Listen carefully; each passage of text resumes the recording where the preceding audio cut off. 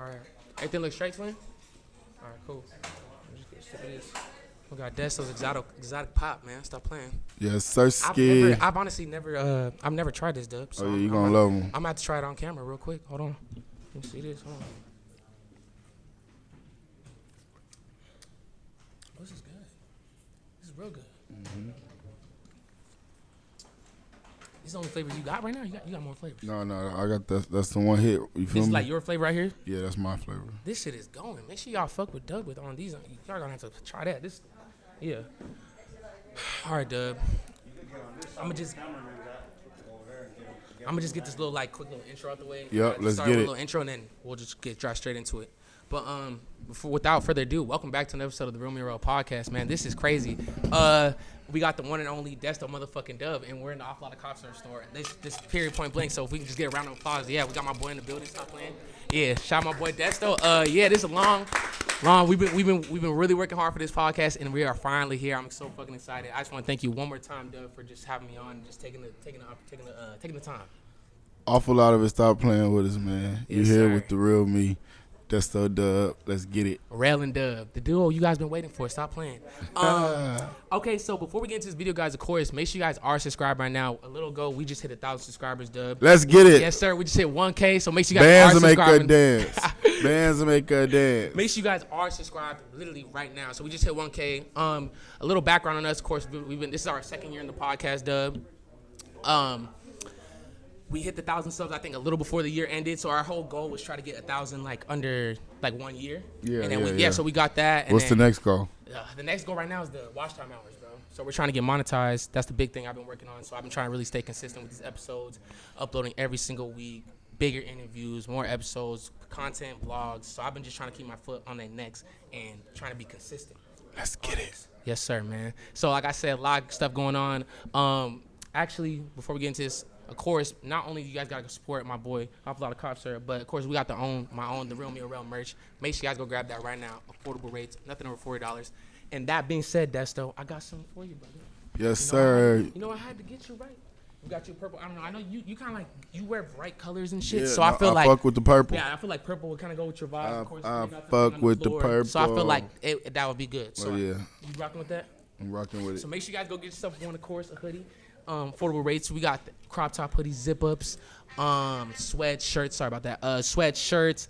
I think we're gonna work on gym apparel. We're working on a new logo, but like I said, we only been around for a year, and so we've been going hard with that. Let's go. Yeah. So actually, guys, you already know the last time we was up in here. I'll pull up the vlog, of course. We did a vlog with my boy Desto, and I remember. Do you remember when I asked you? I was like, "Oh, what's the advice that you would give to a person upcoming with the clothing brand?" And then, do you remember what you told me, Dubb?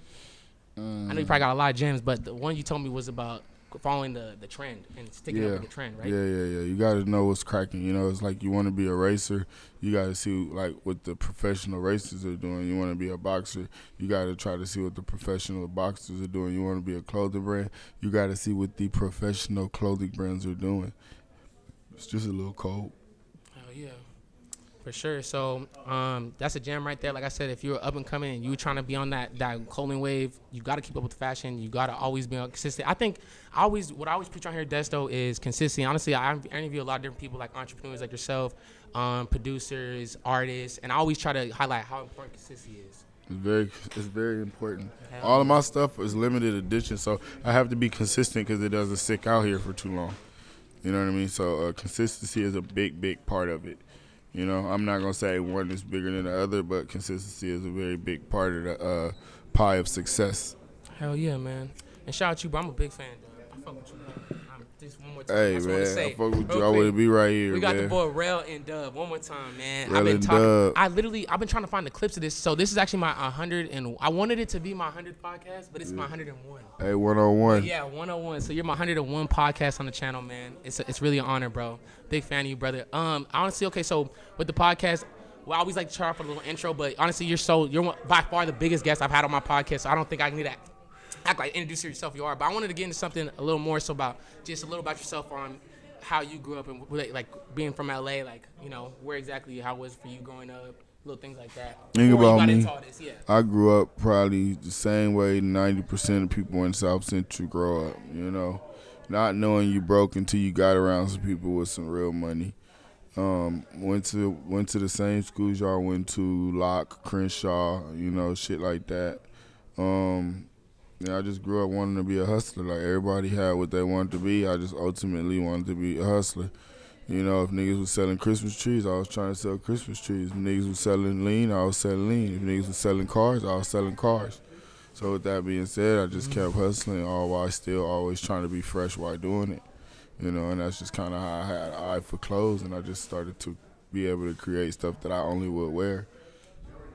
Found a cool name, put the name to the clothes I was already making, and just made it to a brand, and just stopped hustling everything else and just hustle clothes. It's like just transferred all that energy from all the BS shit I was doing to just clothes because it had the biggest turnaround without any of the falls of anything else, or any with the cons.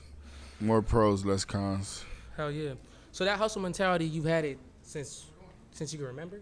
I was probably like 5. Yeah, I'm trying to think, what's the first? Like 5, probably before that. Like, I always used to be the kid that would do stuff for money. Like, hey, I'll take your trash out. Like, I would watch movies that was all based off of somebody starting with nothing. You know what I mean? Not to even know that I didn't have nothing, but I know we didn't. Like, I knew, okay, I had an auntie who had rims on her car, and my mom didn't have rims on her car. So I knew we wasn't the uppest, but I didn't know how low of the food chain we were. But then when you look at the whole world, we really not that low on the food chain. But you get what I'm saying? Yeah. So I always had a hustling mentality to want more. Okay, bet. Damn, that shit definitely took you far, my brother. Okay, what about, I always tell people, it's not random, but it's like, okay, did you do sports or anything like that? Were you into sports growing up? I know the hustling I ain't gonna lie, bro. I really never played a sport. Like, I tried out for this stuff, maybe played a game or two, but then it was ultimately I tried basketball. Okay. Shit was TD. I tried football. That shit didn't work out. And really just because I didn't have, like, a sports support system. My parents didn't give 2 fucks if I played sports or not. So, like, while everybody else had somebody pushing them and yeah, because most of those kids, they got the hard dads that are out there taking them. And then my dad not on that at all. My dad like, you can go. Shit, you better find it right up there and back. And I'm like, fuck it, I'm going. But then it's like, they not getting me the cleats. They not paying for the trips. That shit, like, whack as fuck. So I'm straight off of it. I'd rather be in the bleachers making some bread. Straight up, just a go-getter. Okay, so do you think of maybe if you had a little support back then for that, do you think maybe you would have maybe chose that avenue? Maybe? For sure, I would have. Yeah, if I had like somebody pushing me and making me do some shit, I would have did it. Cause then like a lot of the things I was doing, it really didn't fit right. Cause I was broke as fuck doing this shit. Like you trying to go to college, but you can't even get no food on your break. Like you damn near like waiting on the EBT card to load up. Yeah, EBT. Like, you're not really, Yeah. That shit don't push you to want to go back to school. It push you to want to get some bread. So you had to learn that early, and that just kind of switched the whole course of things. Yeah, for sure. Okay, for sure. Yeah, I mean, I guess Dubb. Yeah, I mean, pretty much. Do you have, other passions or hobbies you had before? I was a tattoo artist. I was a tattoo artist. I like to tattoo. I'll probably open up a little, put a little chair in the front of something. I don't know, have a tattoo party. I like to tattoo. Yeah, how'd you get into that? Shit, just always liking them. I got my first tattoo when I was like 13 or something, and I've been hooked ever since. Do you remember? You have so many. Do you remember? Yeah, it was my auntie. My auntie passed away, and I got her name tatted. All right. Where was it at? About orb. Right here on your arm? Yep. And after that, you kind of just fell in love with the thing? And after that, I just found any reason to get a tattoo. And then I started, like, I was there so much, I was like, man, let me work up here. And I worked at a tattoo shop for like 3 years. Spent like a cool, like 5 years of my life doing tattoos every day. Sheesh. Yeah. Wow. Like in a shop at a professional level too. Now, like I had like the little backyard boogie going too, but for the most part, it was in the shop on a professional level, like 3 out of them 5 years. Wow. Yeah, I didn't see that coming because I did the interview we did with Jug, and then I was like, you got mentioned on the podcast, and he said, how'd you run into him? He said, man, I met Dubb, man, he was tattooing. Yeah, man, I never heard that. I tatted Nipsey on the face. I tatted Pump. I tatted Post Malone. I tatted a lot of people. I tatted Mustard. I tatted a lot of people. And is this before you started doing like the music thing too, or was this was with the music. Is that like, the same time? Yeah, cause I'll be with niggas and I'll be like, bro, I know how to tattoo, and then I'll bring the tattoo gun out and be tattooing niggas. Then they be like, oh shit, you coming on tour with us? Like I'll come on tour if you let me come out and do a song or two. So it was like kind of like a bundle deal. Yeah, Kinda like, yeah, for sure. I got the drink, the tattoos, the clothes. shit. How many years ago was this, Dubb? 17, 18, 19, 20. Been hustling. Okay, bet. So at the time, was it, so basically it was mainly tattooing and No, the that's music 17, 18, 19, 20. That was all on tour. The okay. tattooing was more like fucking like 13, 14, 15, 16, you know. Yeah, like 2012 to 2016 type shit. Wow. Was music. So of course, I don't know, it's so hard because you know so many people, bro. And I'm trying to like not miss anyone. I kind of want you to tell me some of your, but I wanted to make sure I highlighted for sure, of course. But I want to talk about the Drakeo the Ruler. Yeah. So of course, you already know the relationship with you guys are impeccable, right? Yeah. So you want to talk to me just a little bit about like how that relationship formed? What was, you know what I mean? Drakeo used to buy drink from me. Okay. Yeah, I used to serve his badass, him and his little brother Ralphie the plug. Okay, shout That's out who I Ralphie call him. too. I used to serve them niggas drink back in the day. And he always used to tell me, "Oh, bro, you know I'm a rapper. I'm a rapper. I'm a rapper. Everybody a rapper. Yeah, everybody. You put 10 niggas in the room, 9 niggas rap. Okay. I swear. It is LA. We do have a lot. We do have a lot of rappers. You know, he used to say that, but then just one time I was listening to like I think it was the Closer to My Dreams freestyle. He freestyled over it, and that shit was so hard. And I'm like, bro, is that the nigga I be selling Drake to? You didn't recognize him? No, I just heard the song. I'm just like, I'm hearing Drakeo, and I'm like, it's a nigga I be selling Drake named Drakeo. Like, hold on a second. Yeah. And I'm like, hell no. Then one next time I saw him, I'm like, hey, bro, this you? He said, I told you, bro, I rap. I like, you look hard, bro. I'm going to drop you off some clothes next time, you feel me? And then I started, like, hanging out with him. Then he kept buying drink from me, you feel me? And then I had, like, he went to jail again. But then when he got out of jail, I was, like, hanging out with, like, some producers and engineers and shit that was, like, heavy into, like, music, you know, on some other, like, techno, other type of music. So when Drakeo got, I'm like, bro, you should let these niggas record your next album. Like, they make your shit sound fire. Hell yeah. And he did, and that's how he ran into Thank You Fizzle and Mixed by Naveen. Yeah, I know you're really tight with Fizzle too. Yeah. You want to talk about that? So you've been a lot of these. Like, you know, one thing is I find so surprising is like, you know, these relationships when I come to like talk to these people, like, you know, they really go way back. And, you know, a lot of you guys been knowing each other for a long time, grinding out, like I said, tattooing, doing the music. And, you know, we haven't. It was like a wave at a time. And if you was in that wave, this is what turned out of that wave. Like, every city be having different waves, you know, like, it was the Odd Future wave. It was like the TDE wave. Mm-hmm. You feel me? Like, our wave was different. You know, some niggas became clothing designers. Some niggas became rappers. Some niggas became producers. You know, that was that whole wave. You feel me? And I feel like it was like that 2000, like, I don't even know what year it was, but like that 2016, 15 era. Yeah, like somewhere around there, whatever. When everybody was like, just keep doing their shit. You feel me? And we was fucking with each other. You know, drummers, Stinks, all that. OGZ and them when they first, you know, we was all fucking with each other. And it's like, this is what it came out of everybody. You feel me? Hell yeah. I got another artist I'm gonna bring up, of course, especially since you brought up Drummer Gang. But before we move on to that, I want to say, what are some of your favorite memories that you had with Drakeo the Ruler? Maybe something that people haven't heard about, funny moments, anything I could hear that, I don't know, something that you could think about hand, that you think about hand. I know you got, you know, but just something maybe. I ain't gonna lie, we used to have the best thing I used to like about Drakeo was like, I'll make some fire ass shit in my apartment, you know what I mean? Oh yeah. Then I'll turn around and see him rocking it on his live or some shit. Like, that was too like, quick, God, didn't like, waste no time. Fast. Or if he seen some shit that I had on that he thought was fire, he'll take it and shoot a video in it. Real quick, huh? Hell yeah. Damn. Or when we went to Texas, bro. So look, we going to Texas, it's me and Drakeo. Yeah. Well, shout out my boy Simo. So we in Texas chilling, bro. He wanted to get some food. Simo like, we're going to go to the strip club. I'm like, why we going to the strip club? Like, bro, they got the best food. You know what I mean? Yeah. So we go over there. We get in the strip club. We order the food. This nigga Drakeo ordered like 2,001s, bro. And I'm like, bro, we not throwing bread at 3 o'clock in the daytime. That's bro. the Don. He just. It's like, he like, nah, bro, we got to throw some bread. It's a strip club. I'm like, but we here for the food. We not here for that. Like, come on, bro. And he like, hell no. Nah. So we started throwing some bread, right?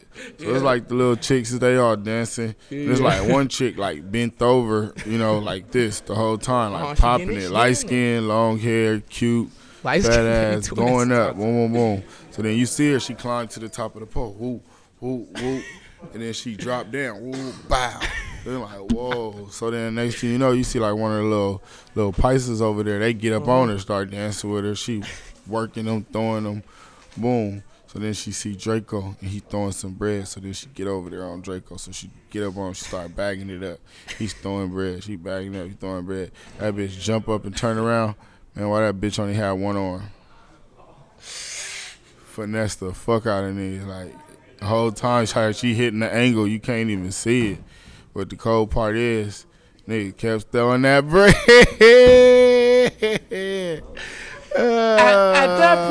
At that point, Dubb, I mean, shit. Keep it going, fuck it. You can't go back now. You know what I mean? What you gonna say? I wasn't fucking with it? You know what I'm saying? Just 2 seconds ago, you was on that. Throwing the money. You can't, what you, and that's a little discrimination. You can't just, treat different because you got one arm? That's fucked up. Bro, that shit is so comedy, bro. That's a sticky situation. All right, damn. Oh, shit. In Texas, huh? Oh, yeah, in Texas. Shout out Draco the Ruler, man. Shout out my boy, Greedo. I would not, I don't know. That's really good. One arm, Dubb. One arm. She was fucking it up with that one arm, I ain't gonna lie. Had me fooled. Shout out her. Yeah, you know what? I'll be real. I'll still be on that too, Dubb. I don't know if you judge me for that, but I was with you. Hey. I missed Draco because it was like when he was out, I just took the role as like a manager. So like when we went out of town and I took him, I'll get the rooms, I'll get the cars, I'll write the itinerary, I'll have the places booked, I'll get the back end, I'll get the security, I'll get the rides, you know what I mean? And he would just, it's like let's say you got like a team, right? And the team need a coach, right? You're not really the coach, but you got the star player following you like a coach. So it's like everywhere you go, like you got like this star player that's like, okay, hold on, we can get here because you a star. And especially player. You doing it with all the things you do, Desto. Of course, man, for sure. Draco is my boy. You feel me? And I love being like there for him, helping him get his shit. You feel me? And like I always say, everybody trying to make it to the moon. We don't give a fuck who the driver, who the passenger. You know what I mean? Play your part, make it to the moon. We all win. You know when niggas win the Super Bowl, everybody get a ring. The whole team. They get the sports agent, the motherfucking massage person, the stock room manager. They all get a ring because they all went there and won that motherfucker. Because you can't get there by yourself, man. For sure. And I'm always talking about that too on the podcast too. You know what I mean? I wanted to start my podcast with one of my friends too. But, sadly, things didn't work out. But, I'm very ambitious, and I wanted to get my podcast done and what it set out to be. So I started it by myself, like I said, in my house. And, as time goes along, I was getting more guests, getting more people, putting consistent work in. And I bring on, this is my friend, one of my close friends right here, make him my manager. He's an asset. He helps me with people that are trying to come on the podcast and people that want to get me on theirs or want us to vlog situations like that. And then this is also one of my middle school friends, you know what I mean? So he's been helping me a lot with when we made this transition to the studio. Now I'm sponsored in Nothing But His Studios, by the way. Shout out my boy, Mixed by Marv. So we film in there now. So now I got to do all this. So he's my assistant now, and he's helping me with that. So I just wanted to get my input on that too as well. It does take a team to, to get there. You can't do it all by yourself. You know what I mean? You can't. And for sure, man. And I want to say, honestly, saying that right now, shout out my team for pulling up with me today. And shout out the team, bro, for real. So I want to say just my comment on that too, Dubb. I for sure agree with you, man. I'm trying, You got to, bro. You gotta go team on they ass, bro. I ain't gonna lie to you. Yeah, surrounded by good people, and you go places, man. You just gotta hang on to those right people for sure. Okay, the next person I was gonna bring up was 03 Greedo. Of course, my boy. You gotta tell me about that. The GOAT, the one and only. You really a wolf. Like a wolf go through the woods and come back out. You feel me? That's why that nigga really. Shout out 03 motherfucking Greedo, man, for sure. So okay, what's running back? Like you gotta tell me. One of my everything like that. I met Greedo. First of all, me and Greedo is from the same area, so everybody know everybody. You feel me? Of course. Like it's not like he got to know my name, but he know where I stay at. He know my little brother. He know who I am. You know, same thing as him. And then even past that, you know, at a point in time, I was staying in the 60s for a very long time in the house I was staying at. A producer and my best friend Eddie, they used to be curating music all the time. So Greedo would be in and out of the studio, and I'm next door doing tattoos. You know what I mean? I had a tattoo little shack.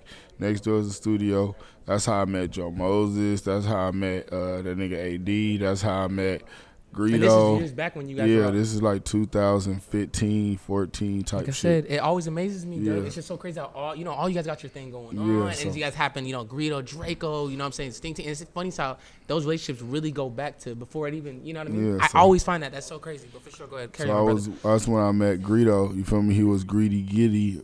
And then he was doing this shit, and then eventually he made that mafia business, and he just was rolling ever since then. And then that's when we reconnected again, because I was fucking with Pump, and Pump wanted to fuck with him. So I'm like, this nigga, that's my boy. Like I said, Dubb, you know everybody, bro. I was very curious I got about songs that with too. Greedo. So like when he first got out of jail or whatever, I was in the studio with them and Ron, and I'm jumping on everything that's coming out. Nigga, I got so many songs with these niggas, bro, because it was like, it'll be 20 niggas in the studio, and as soon as one nigga do a verse, you can hop in and do your verse. You would just get in the booth real quick, you know what I'm saying? This thing on? Hey, go, punch. Let's go. You feel me?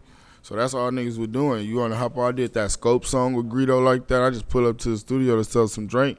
Everybody doing verses. I'm like, fuck, I'm about to do a verse too. And then knock a tattoo out, maybe? You know what I'm saying? If you got the time. I don't know shit. I did tattoo the hobies, really. The tattoo. Okay. Because the tattoo was a lot. I would just only use tattoo to get in the door. I wouldn't be there tattooing. To make their connection. So certain situations. All right. So okay. I'll be like, understandable too. Nigga, call, hey, bro, can you come and do a tattoo? I'm like, hell yeah, especially like with all them SoundCloud rappers and shit.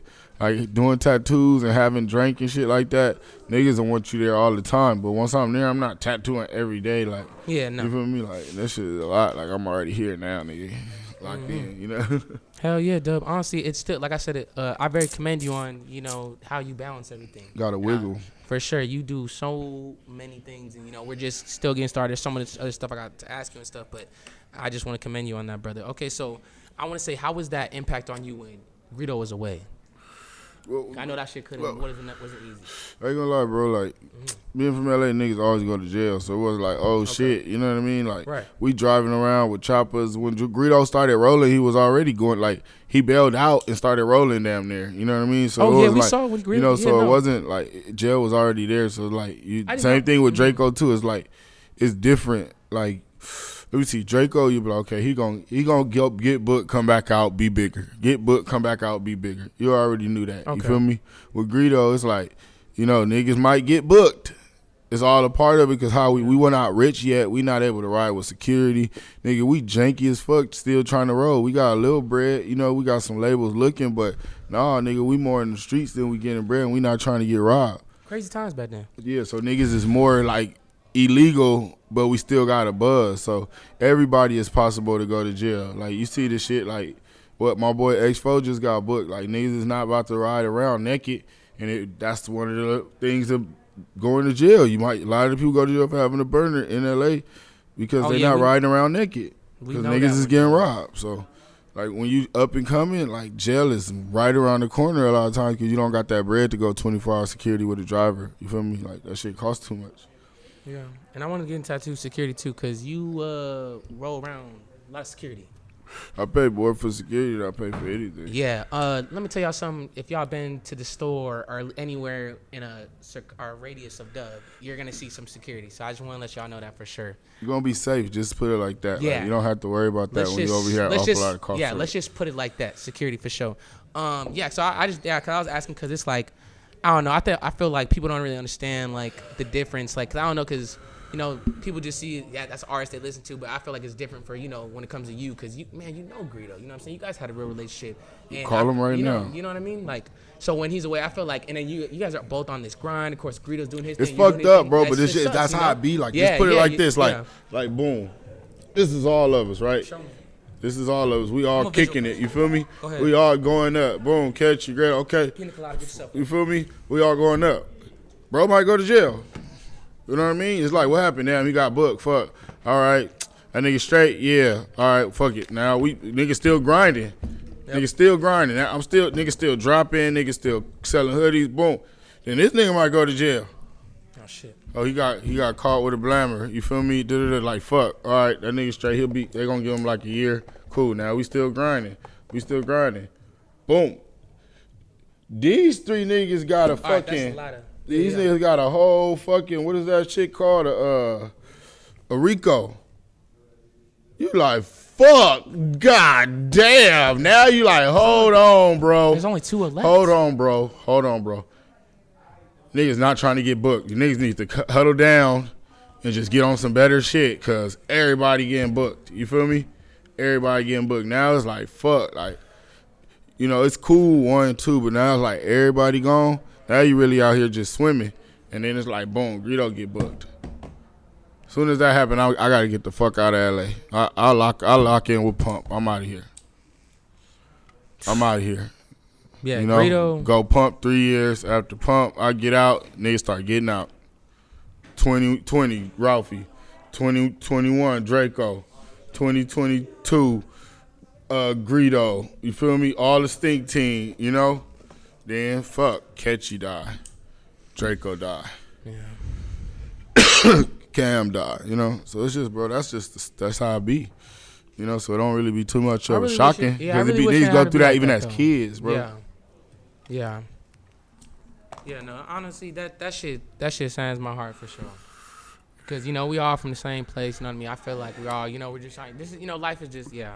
That shit's fucked up. That's why I just, like, after a while, bro, you gotta think. Even when I did tattoos, it's like, nigga, I'll do a nigga tattoo today and he'll die tomorrow.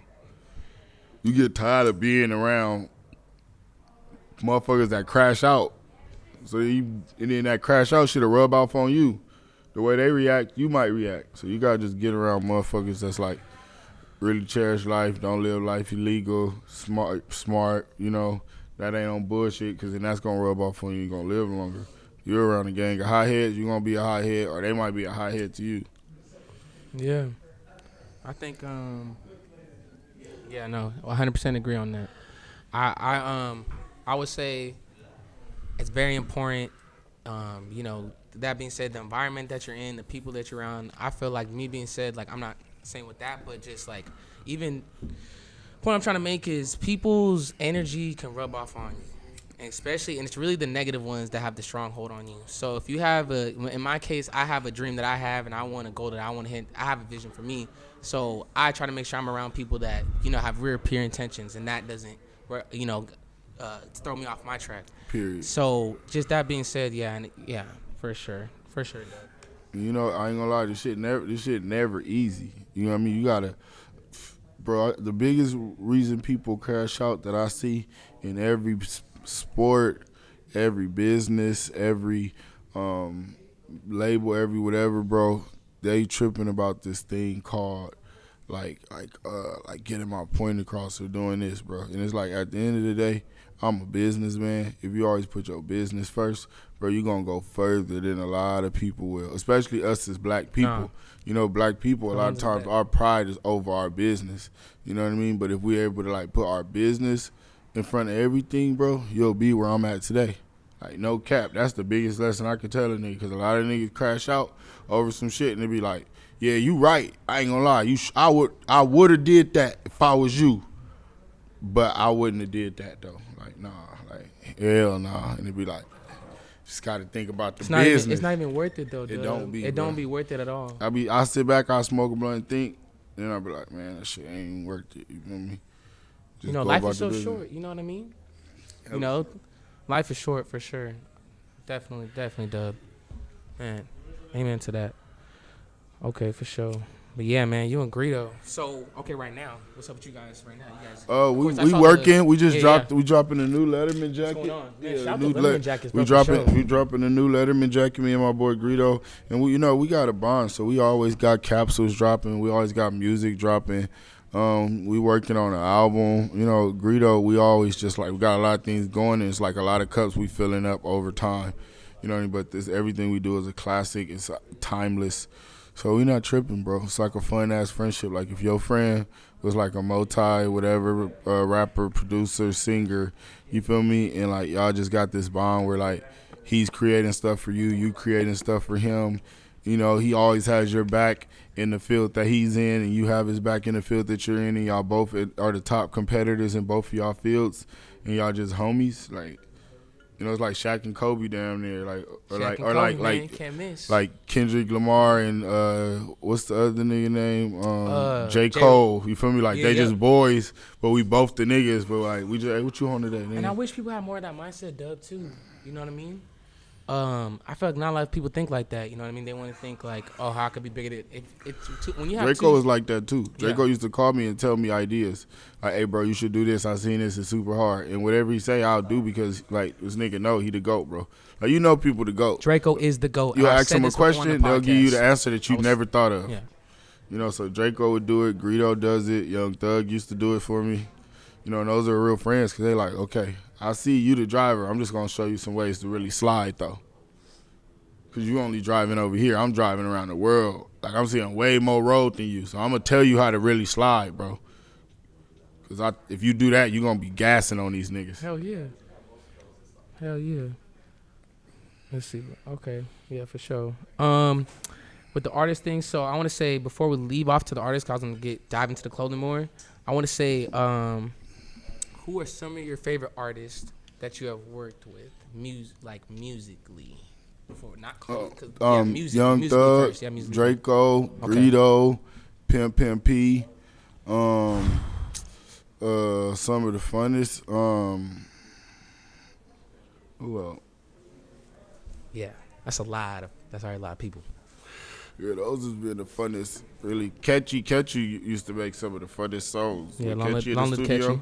Because it's like whatever flow he hitting, going 100, you can hit that same flow on 80, and it's still fire. You know what I'm saying? Hell yeah. Draco would turn you up. Like it's like if you doing a song with Draco, yeah, what's that your like? Song gonna be 10 times better than it would be if you did it by yourself. Oh yeah, for sure. You know, because even if he not on the song, because you around him, you seeing how he hitting them punches and how he rapping. All you got to do is mimic it in your own point of view. And it's so easy while you in the room with him. Like, if he in the room right now, he making a song, you can make a song right with him. Just whatever he say, you just, I would have said it like this. And you got a whole song that's fire as fuck. Don't be on the song with him. It's like he started off, I'm about to roll. Like, he did all the work already. Hell yeah. But I was gonna say, how is it? What's it like making, like, when you guys made songs? Like, what's that studio session like? Well, a few of them was when he was in jail and he needed somebody on the song, and he'll send it to Fizzle, and I'll just jump on it. But besides that, it's like he go in the booth, we getting high, we got the music playing. Oh, yeah. He start off playing his new songs that niggas ain't heard yet, or he just made last night. Gotta get the vibe right. He'll play those back to back, jump on live, start talking shit. Ease into it. You feel Hell me? Yeah. Then after that, the nigga he gonna pull up some beats, start playing some beats till he hear one and start rapping in his head. Then he gonna hit his puff, and then he gonna take his cup and go inside the booth, and then start recording and probably lay down some fire ass shit. Then come back out and be like, shit. Sometimes he'll just walk out the room after he'll lay a verse. He'll walk out the room, jump on the phone, go outside somewhere, smoke a cigarette, whatever. You know what I mean? And that's basically him saying, nigga, get on the beat if you want to jump on the song. That's what that means.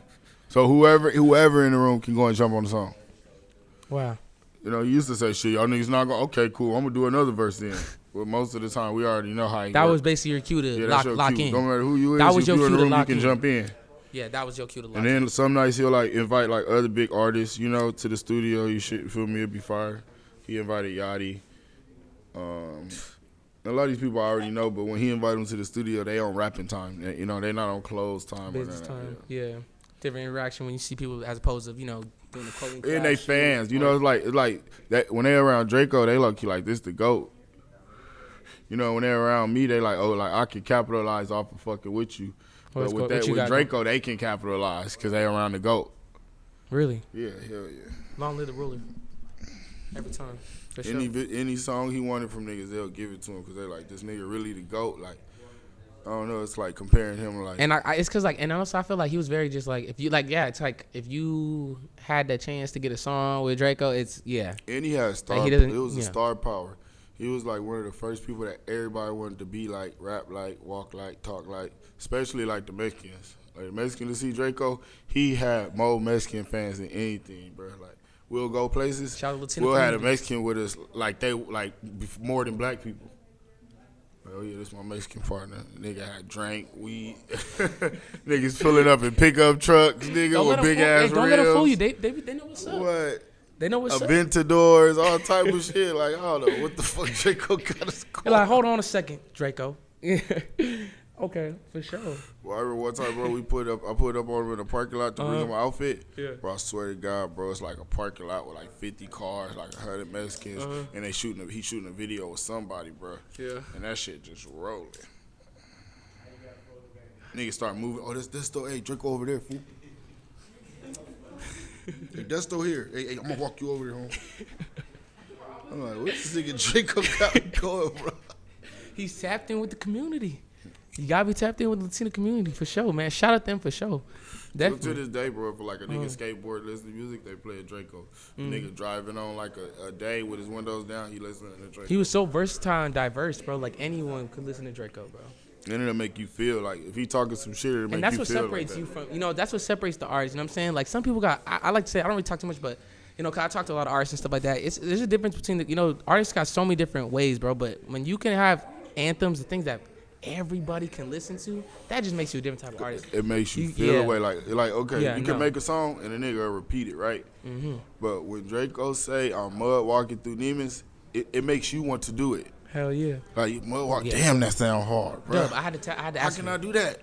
Dubb, the music video, bro. The music video that you're Impatient. I think it's Impatient Freestyle. Yeah. Bro, you gotta tell me about that, bro. That music. I'm gonna pull it up right now. Bro, what was that whole vibe like, bro? Like. Dude. Draco just got a new apartment. All them niggas used to be over there a lot. Yeah. I don't play video games, so I didn't pull up like that. I was heavy trying to just flip pints. He calls me to bring him some drink. I'm like, ooh, it's like a Sunday or something. He like, hey, I need a lot of drink. I'm like, I got like a pint. You can have the whole thing.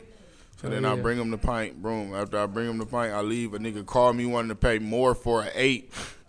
I'm like, fuck. So I go back. I'm like, hey, I need an 8 back, bro. He like, hell no. I'm like, bro, I need an 8 back. I gave you too good of a deal. I need an 8 back. He like, I can't see. I was like, give me the 8. I'll give you another 8 tomorrow. So he like, cool. So I come back and I'm like trying to grab the 8. He like, wait till I get on with this video because I need it in a video. And he's shooting the video. Like you can see the apartment empty as fuck. They just moved in that motherfucker. I did see that. And then the crazy part is, video. the craziest thing about that movie is he's on a balcony, right? And his brother is telling him like, bro, do not go on the balcony with that Draco with the light on you.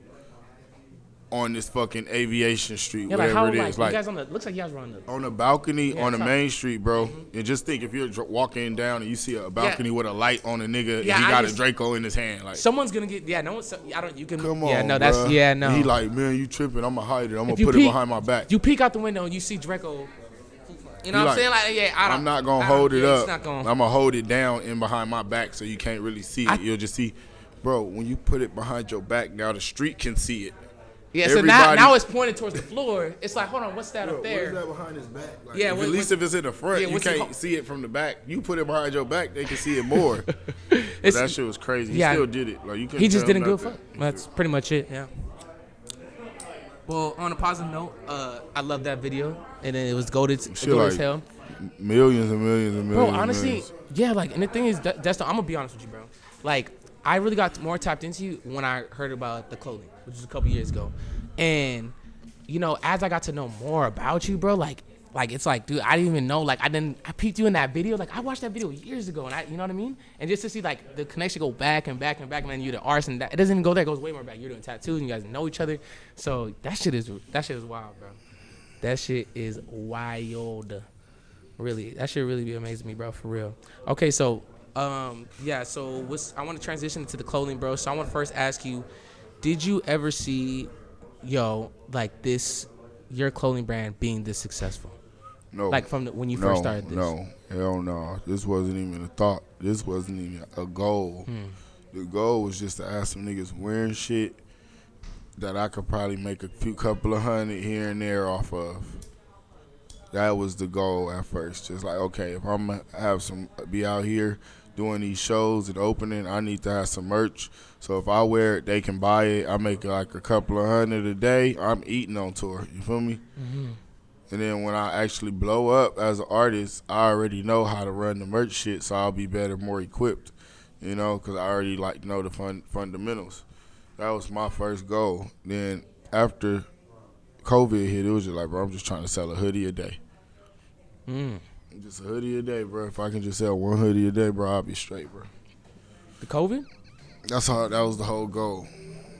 Okay, so another question, follow up, was the Offline Concert, was that your original idea? Was that the first one that you had? You know, my first clothing line really was called Desto, like Desto, Dubb, or Destress. So what made you make that transition though? Like what made you change it?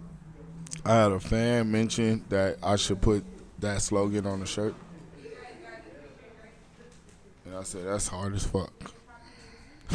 Just like that? Yeah, and then I just started, like, I used to do tattoos, so I was real good with placement. And art, yeah. Real good with placement, and I knew how to get different fonts, so I just kept finding it until I found the right font, made it on my computer, and then I placed it on like a cutout of a fucking shirt from Google. Then I went and got it printed, and then I just started giving them motherfuckers out. That was in March 2017. Down there, I think it's my 8th-year anniversary down there. 8 year anniversary since I first made that shit. Because it was 17 and it's 24. Is that 7 years? Oh, you said 2017? Yeah. Well, we're in 2024 now? Or 2016. 18, 19, 20, 1, 2. Yeah, 7 years. Yeah. 7 years. Yeah, 7 years. Damn near about to be 8, yeah. Mm-hmm. Wow. Yeah, I had to know that because it's like, I don't know.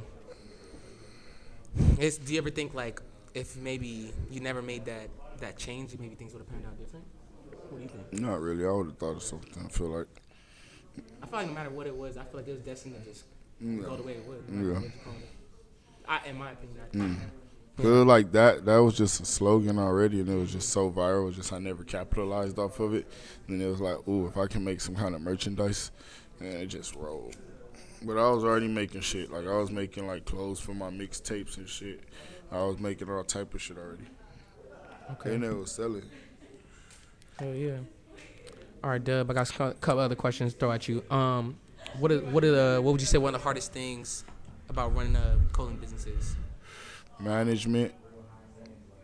You being a manager, you having the right manager, that's the hardest thing. Management, managing time, managing employees, managing inventory, managing your energy. Management is one of the biggest things. Like, so if you try to run a company and you don't have a set manager, if you're not the manager, if you're the manager, that means you have to control everything like head on. You know what I mean? But I think that's one of the biggest and hardest things about running anything.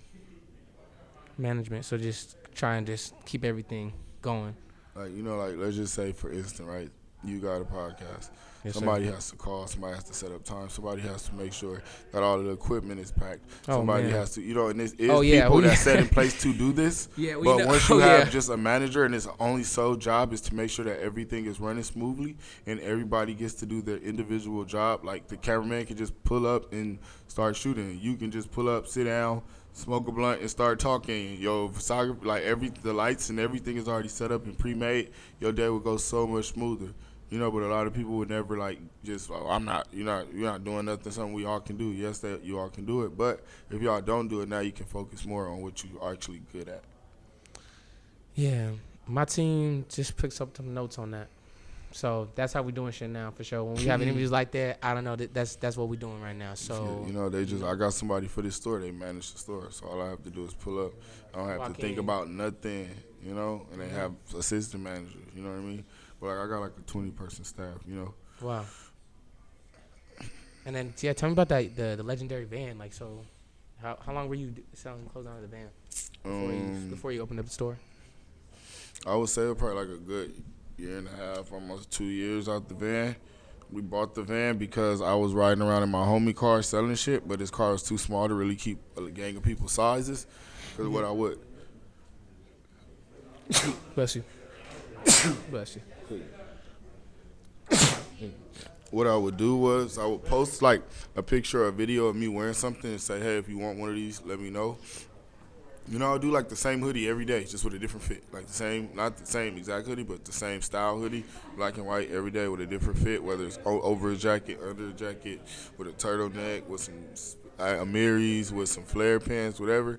I would just do the same jacket and say, hey, if you want one, hit me. And then even if nobody hit the comment saying they want one, if you like that motherfucker, I would DM you and say, hey, you trying to grab a hoodie where you live? Or I'll look through and see who's in L.A. Because the shipping shit around there ain't like shipping out because I wouldn't ship your shit really.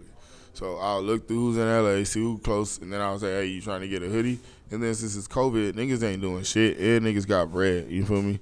So I'll be like, hell yeah. And I'll be like, I'm going to pull up. What size you wear? And then whatever size it were, I'll pull up in the car with as much stuff in that size. But sometimes their cousin will be in the backyard and want some shit, or their auntie or their homie will be there. They be like, bro, I didn't bring all that shit. You know, so then we just would need a van to pack more shit. So as things increased, that's where you had to make adjustments, and then things got I to saved the up point where you enough couldn't. money. Yeah. Bought a van. Crazy thing is, the van was white and I was around the town. Niggas was snatching up motherfucking kids in the vans. So I would get put over so much in that white van just for them to dig through my shit thinking I'm snatching up kids. And then I got it wrapped and it was just wrapped from there. It was just kept rolling. So like at first, because it does have some really cool ass art on it. So at first, like you were doing it like without the art on it, and then it came to the problem where people were just pulling you over because the white van is kind of no matter how you. Put this on the charger.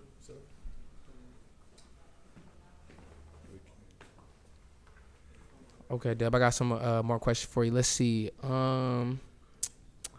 Let's talk about it. Do you plan on? Well, I think I already know this, but plan on off-lot cough syrup stores in other states. Yeah, let's talk about right now to be in New York. Let's talk about that. Yeah, we're looking for a retail location in probably like Soho in New York, over there where like Supreme and the Soho House is. Have you been already looking at spots? Or you? Yeah. I'm looking at spots right now. We got about like 10 spots we looking at. We just trying to narrow it down, and we're gonna be in the city near you. I see you smoking right there. You know you smoking a blunt right there. I know I see you right there. You sitting down and you got a blunt. Let's be real. You didn't think I was going to catch you doing that? Watching my podcast Faded? Huh? You didn't think I know you was doing that shit? But nah, for real. If you is smoking, of course, this video is sponsored by Loud Logs, of course, our very proud sponsor, Black Owned Leaves. We're going all the way hard with them. 2024, we got all types of, we're smoking those all year. So we got natural, we got pina colada, we got, I was peach cobbler, pina colada. Clearly, I'm smoking one right now. So that just tells you how far it is. But make sure you guys go get yourself some logs, of course. Tell them Rel sent you. Get yourself a pack at loudlogs.com. We're going to pop that up. Make sure you guys follow us. Until then, we'll get back to the episode. Oh, yeah. We're going to open up multiple stores. The whole plan is to have multiple stores where we can sell and distribute our product in-house and make $1 million per drop. Hell yeah. So I was going to say, people travel from all over to get your merch, Dubb. I just interviewed this guy, right? He's from Brazil. And, the first thing he did when he came here is cashed out here. Yeah, for sure. They love it. One of the first things he did. And he's like, you don't understand, this, what you don't understand in Brazil, people can't, get, a lot of people can't get this, you know what I mean? It's like even more, value up in there. So, so I would definitely love to see your store in other states, but that'd be crazy, especially New York. That's such a big city. You know what I mean? I already know for sure you're tapped in over there, without a question. So it would be an easy transition. Yeah, bro. I'll see any major city. I feel like it would just go crazy. What about? Would you ever do like maybe Georgia, Atlanta? Yeah, Atlanta would be. I think Miami and Atlanta would be next. That would be hard too. It'd be crazy though, cause like a lot of people do travel to come and get the clothes, but they'll travel to come here instead of shopping online. Because I meet so many people that don't have debit cards or credit cards, bro. Like, no, bro, I only got cash. I got a lot of it. What do you prefer? So I don't give a fuck. As long as you get the money. I don't care. It's all the same to me, bro. I do my taxes, you know. For sure, 100%. Do your taxes. Don't mess around. But yeah, a lot of people don't be having cards or nothing like that, so they have to use cash. So I capitalize when I do these pop-ups in other cities and shit because I'm bringing it to you. It is no excuse now. Mm-hmm. You know what I mean? I'm bringing it to you. So it's like sometimes you got to do that, and it be like crazy. Hell yeah. I really wanted to ask you, Dubb, now that I got you right here on my podcast, of course, The Real Me and Real. Like I said, if you guys enjoying this video, make sure you guys are subscribing now, of course. And you guys are fucking with my boy, Dubb. Make sure you guys are following him. And, of course, Offline Cough Syrup. We're going to have all that stuff popped up. But I was really curious is the pricing of your products, brother. Let's go. Let's talk about that. Let's talk about it. I honestly, like, I want to. What you want to know? I just want to know, like, okay. How do you feel about it? Okay.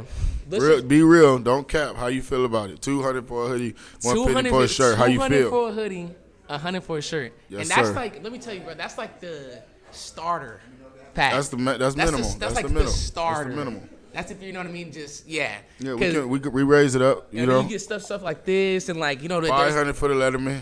Let's go talk about it. $500 for the Letterman. 500, not that many. 100 each size, 100 each color, not 100 each size. That hoodie, $300. Let's talk about it. What's right here, the brown one?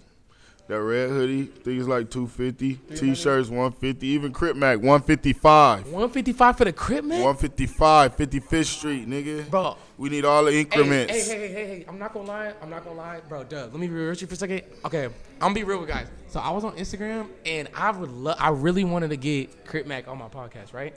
So, and this is before y'all locked up. I recorded an Instagram video saying, I said, hey, look, on 5/5, I need Crip Mac on the podcast. Whoever knows him, plug me in. And I kid you not, bro. Like Instagram, like flagged my whole account, bro. And they took away my monetization, my partnership. I couldn't go live. You want Crip Mac? Yeah, just because of Crip Mac. I promise you, and this is on my podcast account. So I'm very scared to talk about Crip Mac on here, bro. But shout out Crip Mac, dog. I don't want to say, man. Shout out him. Let's talk about that person. Boom. Yeah. Bro, when that person walked my runway, right? He got millions of views on the post, right? Yeah. When we did the same post just about the runway show, he got 5% of what his post did. What I'm saying is this guy has great star power, whether it's negative or positive. People are. He was standing right here one day, right? He was just hanging out. I was styling him for something he was doing. Every person walked past was just so entertained with his intellectual being in the way that his verbs were pronounced, in the way that he would pronunciate things, that they would be stunned and they wanted to take a picture because they just felt like they were dealing with somebody who is just super talented or just super a star. Yeah. And he's just sipping a fucking can of OE, just going on, and they're just mesmerized. I don't care. Like, we get tourists. But he be saying some real shit. Like, he's like they're like, huh? Oh, wow. Can I get a picture with you? Yep. Take this picture. This guy. Come here, sweetheart. Let me get it. Let me get it. I don't, bro. He has such a star power. It's ridiculous, bro. Like, I'm not saying people want to be like him, but they're interested in what's going on. Yeah, there's with something him. about Crip Mac is you are engaged on what he was doing for sure. For sure, man. Definitely. Shout out Crip Mac. Off a lot of it. But let's get back to the pricing thing, though, bro. Okay, so first question is, all right. So did you like from the beginning? Were there always 200, bro? Or like no. So if you really want to start from the get go, yeah, like they used to be $80 or some shit. So you started like at they 80. started was like at 80 or whatever. I used to give a lot out for free, and then it probably like 60 to 80 or whatever. What? I'm not starting there. I'm gonna tell you why I never 45. I'm gonna tell you. No, I'm gonna tell you why. I'm not really into clothing that too much. Yeah. Well, no, it's cool for you because what I mean? yours is like a merchandise. I'm dropping like a brand. Yeah. I'm like giving not so much stuff thing. out free. I have to thing. make you have to factor that in. Yeah, you know what I mean? But at the end of the day, it's like boom. I gave out so many, And then when I did start, it was about 60 something. Boom. Then Adam started fucking with it. He said, "Let me sell them on my website." I let him sell them. He gave me back like $40 or some shit. I'm like, "What the fuck?" And he was like, "Yeah, bro. It's 30% for us selling it plus something else." And I was like, "Oh shit!" So I gotta raise my prices. So I think that's when I went to like 120 or something. You feel me? Or maybe even like 150, just so they can get the 50 and I get the 100 type shit. So then with that being said, they selling it for 150 or whatever. I'm selling now. I gotta match their price. But then I'm like, well, and I used to ask Adam, can I stand outside the store and sell shit? He be like, I ain't tripping shit. So then I'll be like, look, they inside for 150. You can give me 100. You can give me 120. And they'll be buying them too as well. But then after a while, I started selling lean more, and I was selling hoodies, and I'm like, bruh, if you pulling up paying $350 for a line of lean, bro, you can at least spend $200 on a hoodie. And low key, if you spend $200 on a hoodie, I might discount the juice for you, throw a little eighth in for you or some shit, So it was just like it just got regular, like 200, and then I'm wearing it with shit that costs way more. So it's like it's not even that expensive, bro. But I'm using the same blanks as these big companies, and I'm not charging, And it was like really just for me. So that's what I really cater in. Like I used to make a lot of my shirts. One of my songs, I used to print them in the living room and sell them in the kitchen. Like, I print the shit out, then go and sell it to a nigga. Just like that. Wow. I mean, do you get a lot of people that, like, complain about, like, your prices? Like, no, not really. Because, again, like, my shit is, like, around a certain culture, and that culture is expensive. And you only get bigger, too. And at this point now, like, you see the artists that's wearing it, they're not, like, the cheap rinky-dink artists. The people that's wearing it as stars, I'm like, what are you paying for Gallery? What are you paying for Hellstar?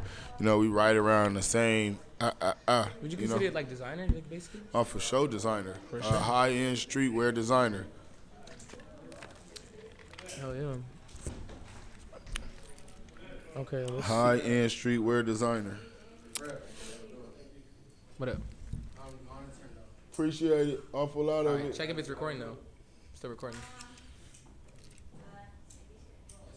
All right, cool. It's good. All right. Just make sure you just keep checking that out. Make sure it's good. Oh, yeah. All right. Let's see, Dubb. Man, this is great. Okay, let's see. Okay, good. Another good question is clothing collabs. You do so many collabs with so many different people, Desto. It's hard to, it's like I said, I was just kind of let the conversation go where it goes. I feel like if I try to list people out, I don't want to, miss anybody. But a question I have is, Dubb, is how do you decide who is, worthy, or just how do you decide, okay, we're going to do a collab with this person? Like, how does, that process depends on how it comes about. Let's say if it's one of my friends and they ask me and they, truly my friend, and if they're wealthy, the first thing, okay, these are the two factors. Go ahead. Is it going to make money? If it is going to make money, let's run it. That's like a lookout. You feel me? If you have a brand and I have a brand, or if you're a person and I feel like it can make money and I feel that way, then I'm going to run it. I'm going to pursue you. I'm going to design it. I'm going to do all this. The other way is, that's if I like it and I think it's going to make money. The other way is you have some money and you want to spend some money to do a collab. Oh, so, now, okay. Yeah, so if you want to pay for a collab and I feel like it's worth my company, it's worth my time, or if I feel like it's a good look, you know what I mean, I would charge you based on how many pieces, when you want to do it. Do you want to do a pop-up? You want to do online? Do you want me to carry it? Do you want to do an out-of-state pop-up? Do you want to get a billboard? And then the other way is if I just fuck with you as a person, I'll do it on some this shit is just historic. Or I'll just be like, I really want to see this person win. I'm going to bless them with this so they can get their shit rolling. You know what I mean? So a few collabs I done just off of GP because I'm like, I know I could roll this. Okay, this person has this, and I know on my market I could sell this, and they cool as fuck. I'm going to bless them. Let's do a collab, bro. You feel me? And then after that, they prices go up, they sales go up. You know what I mean? I make money too as well. You feel me? So all around, it's a positive thing, yeah, for sure. And then now I got another soldier on the cough syrup squad that's down the ride because I didn't gatekeep. I let them open the gate, and I got a few of them like that. And I got a few of them that pay, and we become fucking buddies, and we roll that shit too. Got a lot of them. I think of collabs, bro. Like honestly, I look up to Anwar Karras, and bro, this nigga dropping shit every week with different motherfuckers every other month, bro. The Anwar fucking laptop, the Anwar puff pen, the Anwar. You know, he be throwing me on the collabs. He be like, bro, I've got so many collabs. I'm gonna make this awful lot of cough syrup. I've seen you on a pen, plug and play pen. By the way, I tried that. You feel me? I'm gonna make you these awful lot of cough syrup house shoes, or these awful lot of cough syrup weed trays, or these awful lot of cough syrup cell phones. Matter of fact, you fuck with Dickie, we got a collab we doing with Dickie's. I'm gonna make one of the jackets awful lot of cough syrup. You and Zoomies now. You welcome. So I'm like, Anwar be doing for hella collabs, bro. So I'm like, I don't even be thinking I do enough. But the only thing about me, I be doing them with like street people and shit. His be real brands. Real brands, you know. I hit a lot of artists and clothing lines and all types of shit. Yeah, because you're, like I said, bro, like you were literally with, you know, one of my favorite artists right now is Huncho. You were just with him, like, 2-3 weeks ago? You got to think, bro. A lot of people, I would love to see a collab. You got to get with people that's growing, so you attach yourself with them, so when they grow, your brand grow. Yeah. Not even me. I don't give a fuck about me. But, like, yeah, we fucked with Honcho. Like, when you look back at FUBU, you be like, damn, all these head motherfuckers used to shoot in this shit. Like, I want to be like that. You feel me? Hell yeah. And then, like, when you do shit like that, you can go overseas and live for the rest of your life. Just like that, huh? They be fanning out over shit like that. Like, what? You know, they got a picture of Biggie and Bape. Come on, bro. I got Drakeo and awful lot of cough syrup. I got Moneybagg Yo and awful lot of cough syrup. I got Coil Ray, awful lot of cough syrup. I got Future and awful lot of cough syrup. I got Young Thug and awful lot of cough syrup. I got Gunna and awful lot of cough syrup. That's literally who I was gonna. Come on, bro. Everybody, bro. I got Boss Man D-Lo, awful lot of cough syrup. Honcho, awful lot of cough syrup. Honcho, and you were Lil Baby, awful lot of cough syrup. Dubb Baby, and awful lot of cough syrup. Boss Man, I think that was yesterday, right? Mm-hmm. You were with Boss Man. I think like yesterday, like I don't know, and that was yeah, so many different people. I got an AI picture of Michael Jackson, awful lot of cough syrup. Stop playing with me. They don't want to do it. I AI that motherfucker. Michael Jackson? Michael. Beat it. Like that, dude. Beat it. Man, okay, so that's perfect. Cause I was literally those people I was gonna mention. I wanted to talk about your relationship with, you know, quote unquote, these celebrities that you're cool with. So first of all, one was on Young Thug, which is, you know, my first boy. Of all, free Thug, by the way. My boy, my dog. He didn't gatekeep. He seen me around. He seen me solid. He seen me stay there. He seen me not budge. He fucked with me. He put my clothing line on a whole nother level. He put me on a whole different platform. He's done collabs with me. Didn't even want the bread.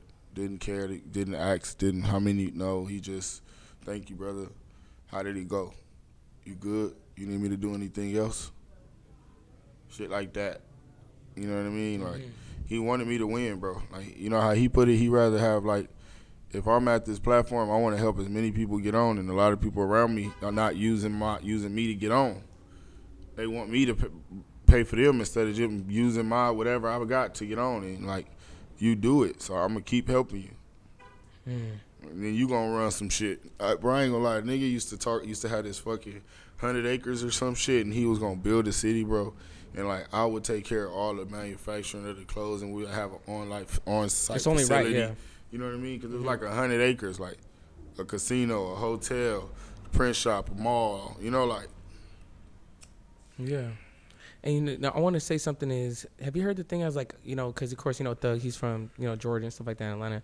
Have you heard how, like that they say that, like, as LA, we don't do enough of that, is kind of bring more people up and, you know what I mean? Well, as opposed it's just because our shit is different, bro. They don't have gangs and shit. Like, so, like, it's just different. Yeah, what you can't expect what they have to go on over here. Like, we got gangs. Niggas got sets. You can't do that. Like, you know, I fuck with what they do, but they got beefs over there that you don't see, that you don't know because you're not from Atlanta. That's really like an outside stereotype. Niggas be I got family huffing and puffing and breathing hard. Why we can't be like these niggas, bro? These niggas don't even get along. The fuck you talking about? You think because he with him, all of them? No, them two do not fuck with each other. So start with all like, oh, they all get along. No, it's like certain niggas do get along. We got certain niggas that get along too. You know, it's just over there, 90% of the niggas is rappers. Yeah. Okay. I can understand that for sure. Yeah, I got some family out there, and actually, They do not be getting along like you think they get along. Like out there in Atlanta, hell no. You be like, they don't? Like, nigga, you didn't know that? You tripping. yeah, not everything's what it seems, huh? Like,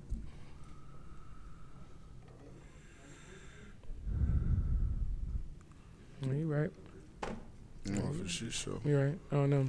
So you think it's just like It's a perception. That's Yes, it's a how it great is? Like, perception, yeah, but it's yeah. like really the reason they all might even get along is because whoever the biggest star is, he's bringing all of them under his wing. Yeah, because they You make know? it just seem like that because they're like, oh, the rappers. I don't know. Like you'll see Quavo. Right. You seen Quavo, Lil Baby, Offset, Young Thug, I think Weezy, all these niggas in one song, right? You'll think like these niggas are so fire, they're all together, they all booming. No. Gucci Mane put all these niggas to the same place and put them all in the studio together. This is y'all studio. Y'all work this out. Of course you gonna, it's just like when I made a song in the scope with like Greedo, Ralphie, Catchy, all them niggas, bro. It's because we was all in one place. But like we did it on our own. They did it because they had a big homie. And that's how Atlanta was. You always had like Gucci Mane, he'll pull a gang of people in. T.I., he'll pull all his artists in.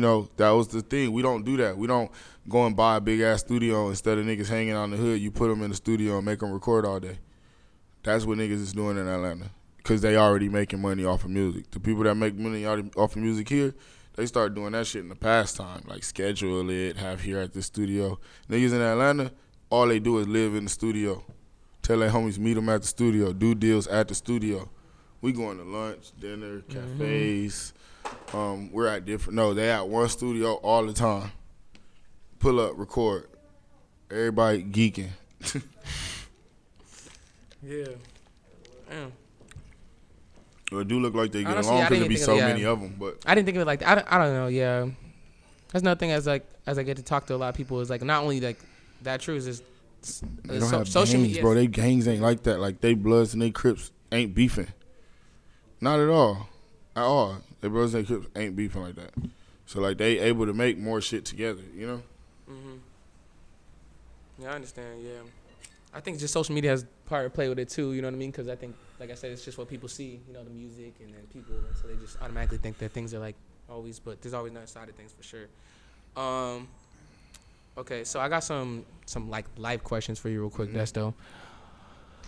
What are some ways that you help deal with stress besides smoking? The gym. Gym. The gym. I ain't gonna lie. Sometimes when I'm stressed out and I can't really think too much, I just start working at my warehouse as like a worker, folding clothes, helping the screen printer. You know what I mean? I'll forget that I'm even like the boss, and I'll just start working. You do every aspect of your business, by the way. Anyone that follows you on Instagram, 'cause they see you like, you gotta know how yeah. to do it to know if they doing it right or wrong. You feel me? Like that's the easiest way. Some people read the books, the manuals, watch YouTube. I actually hands-on do it to know how to do it, to tell them how to do it. Because I managed a lot of them. Then I hire a manager to do what I do better. And I still learn. So keep yourself busy. Yeah. Yeah, but when I get stressed out too much, I'll go and like start being like a laborer. I'll go and make a delivery. You know what I mean? Of course, this, but if it's not this, or I'm working out. Like if I wake up and to some bullshit, like whether it's like my account or whatever at the work, something didn't hit a deadline, a car, I'll go to the gym. Okay. You go to the gym, you'll forget about it afterwards, especially after you hit that Equinox. Gotta get that pumping, man. I hit the gym Equinox. Oh, what is that? Sorry, Equinox is like one of the best gyms, bro. They got like saunas, towels, like high-end equipment, trainers, fitness, everything, men's room, fucking grooming, massages. Like this shit got everything. Showers with like the good soap, the real good soap. Nah, bro. I don't sport. I need to though. Try that out. I wanted to ask. I'm something to ask. I don't know. Fuck it, I'm gonna play basketball tonight somewhere.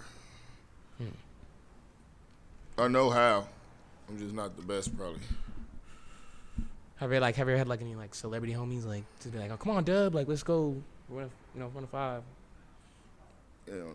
You sit out. You don't go. No, niggas not really asking me to play. Okay. Niggas not really asking me to play basketball, honestly. Okay. Niggas know I be business. I surround myself with full business, like. No, you gotta have that. fun. You know, I know you know. I don't know. Mm-hmm. You know a lot of people. I don't know. I'd be pretty. I don't know. You need to though. I feel like that would be pretty cool. Like hooping with you, Dubb. I don't know. I feel like get some shots in with you. I feel like I don't know. We gonna get a game, man. Hell yeah. Okay, got another question for you. It's kind of a little deeper one, but have you lost any like really good relationships pursuing this passion / career of yours? Hell yeah. I lost all my like friends that I used to be like with my real friends. A lot of them. You know what I mean? A lot of people don't see what you have to go through. They just see from the outside looking in. And as you get older, you care less to explain it to them, you know, no matter how it be, because, like, a lot of people will react a certain way. And instead of just seeing what's going on, they react, and you just be like, I'm straight. You know what I mean? Like, you crashed out already. You know what I mean? You didn't, like, let me explain or ask me. You know, you reacted off of emotion, and I just had to, like, let it go. You know, I kind of, like, stopped. I've been in jail so many times, bro. Last time I went to jail, I just said, I'm going to change everything. I'm not going to fuck with certain people because it's like I'm going to hang out with this person. I'm going to start getting turned. I'm going to want some money. I'm going to do this. I'm going to be driving drunk. I'm going to be talking about this. So I just cut that circle and got a new circle. Yeah. You know, just to be able to be in. It must have worked. Nah, for the sure. The shit had to work. For sure. If I stopped something and did something else and I'm here right here, it had to fucking work. You know, so I can't be upset. You know, I must have picked the right thing, honestly. Yeah. My mama say I did. I believe you did too, Desto. I think I did too. I believe you did. But it'd be weird because it'd be like, bro, like, I thought you was my homie. I thought y'all, a lot of people was my homie. And then it just make you realize you got to watch out. I done had some niggas I did not have don't even think I had smoke with tell me, like, I wish I catch you slipping, I'll rob you. Like, first of all, who the fuck you think you about to rob? And second of all, hold on. You think you about to what? And you want to what? Am I missing something? No, nigga, you ain't answering my phone calls when I was calling you. Huh? Tripping. I been not liked you. Like, you really telling me this? I probably would have gave you $5,000-$6,000 if you needed it for a reason. But because I didn't answer, I told you no. Oh yeah, I don't want to be around you, but I just gotta realize that fire been there, and I've been around you. Yeah. And that fire been there. You looking at me not happy. You looking at me like I want to fucking rob this nigga. Yeah. I swear to God, I would rob this nigga right now. Hey, bro, you good? Hey, can let me talk to you? Okay, cool. Security still with me. Good fuck. Where you want to talk to me at? That should be crazy, but it's the life you live, bro. When you want to, like, wear a jewelry and have, like, $500,000 cars and you come from nothing, you know, like a tree and grass grow up in the same place, bro. But the tree keep growing. Yeah. The grass is hating. Don't go down there with the tree, with the grass. 100%, Dubb. 100%. And my next question was going to be, is it hard to tell that who really has, because, you know, you meet all these people, you got all this money, you're successful, you want, you know, arguably one of the biggest out of LA with the fashion, you know what I'm saying, district, fashion, clothing line. Is it hard to really tell who has genuine intentions with you? You can't. You can believe it. I don't know. Like, I feel like being in your position would be really hard. You won't really know till certain situations happen. You talk to famous people all the time. You know, how do you really know? Like, is this person really cool with me? Is he really just because if I have the... You can't. Look. I don't know. I got to be like one of the hardest things. You can't dive into it. You know what I mean? You can believe it. You honestly can't believe it, but you can't trust it. Like, you can believe that this table right here hold me up, but don't trust it. Because if you trust it and you fall, it's only on you. It ain't on nobody else. Yeah. So it should be like, just you can believe it all you want because it's easier that way. Like, remember, don't trust, like, if you got people around you and you be like, you can believe they won't take it, but still lock it up.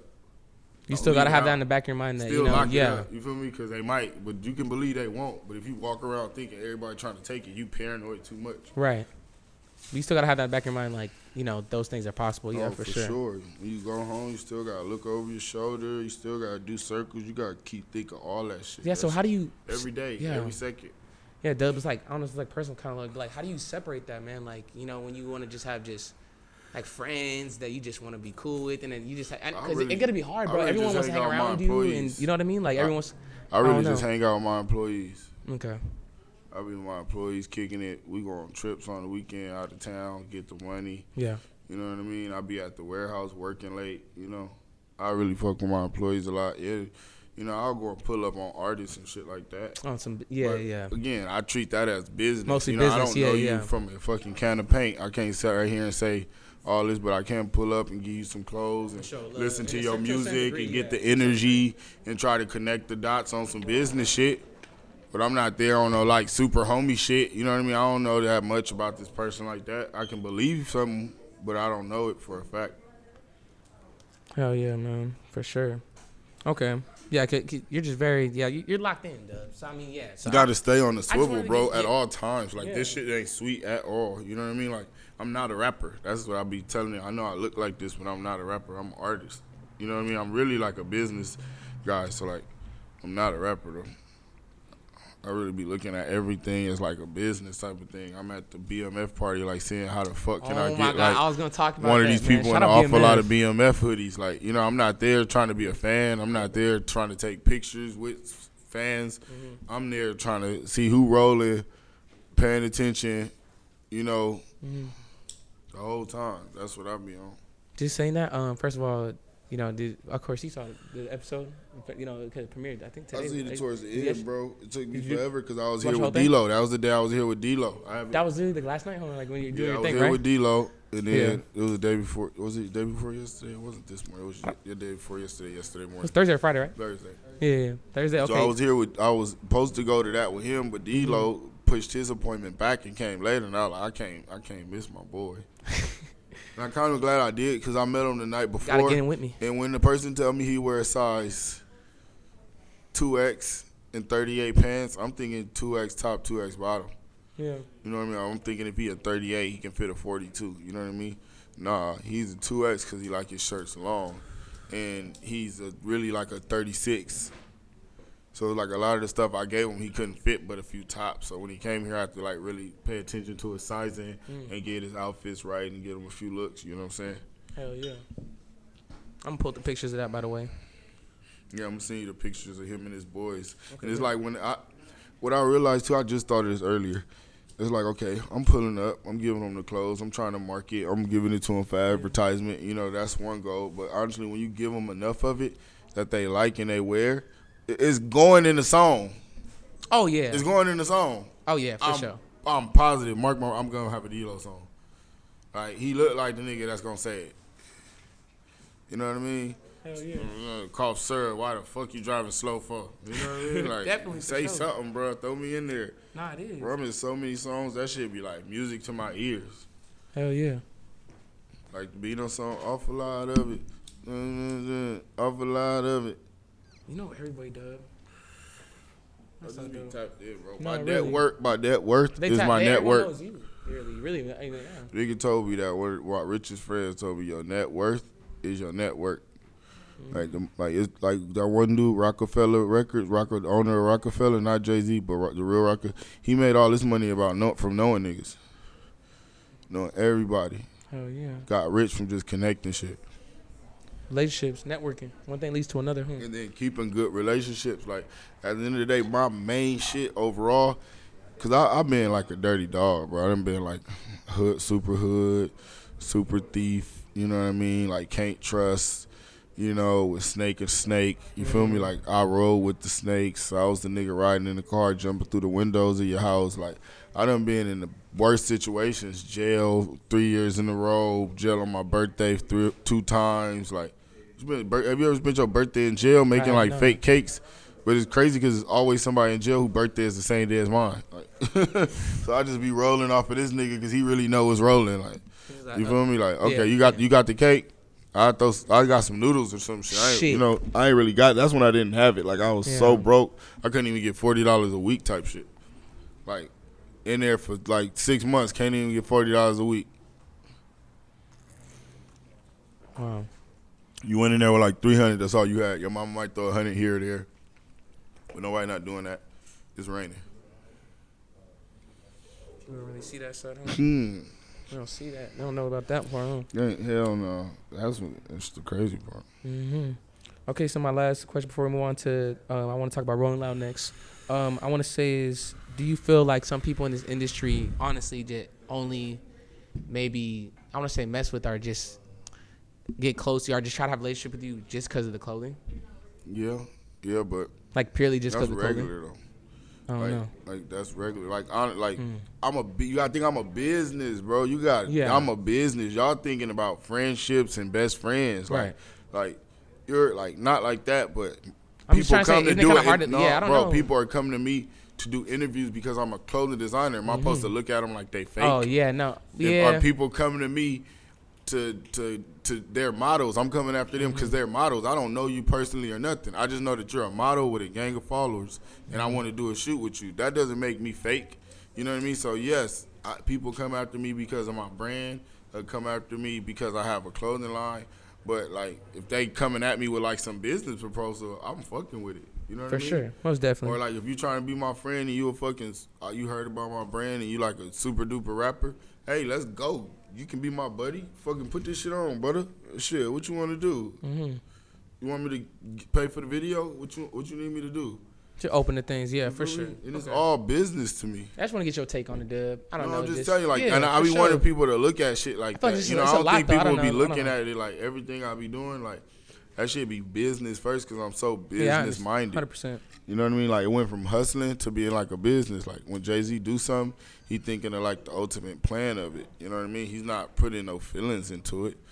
You know, if I repost this person, it's not because I'm gang. It's because this nigga has a platform and he using this platform to display my platform. And I'm going to repost him displaying my platform on his platform. And I'm going to say thank you. Business mindset, Dub. Can't These be broken, niggas don't huh? be about business, so they be all like emotional about shit. I handle shit like how you post it so it can keep it rolling. For sure, Dub. Yeah. Yeah, so I want to ask you about that. Let's see. So, of course, the next I'm going to bring up was the Rolling Loud. Tell me about that, how that whole collab. Every Rolling Loud, we get bigger and better. Yeah, this is our third time to do Rolling Loud. We're having a carnival. We're having an awful lot of cough syrup carnival. 4 days, 14, 15, 16. We got 3 separate point of sales. We have one of the biggest merchandise booth right next to stage 1 where Kanye and Nicki is performing.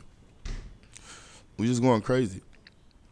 So how did like that whole? Cause I know now. I think, shout out your publicist, by the way. She was telling me that like there's gonna be a change. Like now, if you want to get like tickets, you can only come here. Something. Did you understand? So basically, something like that. Yeah. We've been dealing with them for so long. Okay, go something like that.